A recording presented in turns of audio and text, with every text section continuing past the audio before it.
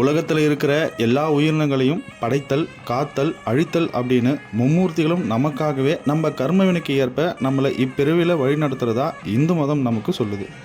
இப்படி மனுஷனோட நலனுக்காகவும் நாம் இப்பிறவியை கடக்க மும்மூர்த்திகளையும் தனித்தனியாக தொழுதுட்டும் வரோம்.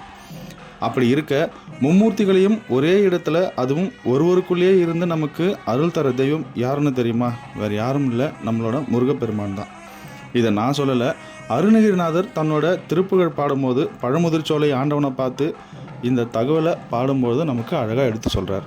எழுத்துக்களில் அகரம் முதலில் நிற்பது போல எல்லா பொருள்களிலும் முதன்மையாகி, எல்லாவற்றிலும் தலைவனாகி, எல்லோருக்கும் மேம்பட்டவனாகி, யாவருக்கும் உள்ள யான் எனும் பொருளாகி, பிரம்மன் எனும் படைப்பவனாகி, திருமால் எனும் காப்பவனாகி, சிவன் எனும் அழிப்பவனாகி, அம்மூவருக்கும் மேலான பொருளாகி, இங்குள்ள பொருட்கள் யாவையுமாகி, எங்கெங்கும் உள்ள பொருள்களுமாகி, இனிமை தரும் பொருளாகி வருபவனே அப்படின்னு பாடியிருக்கார்.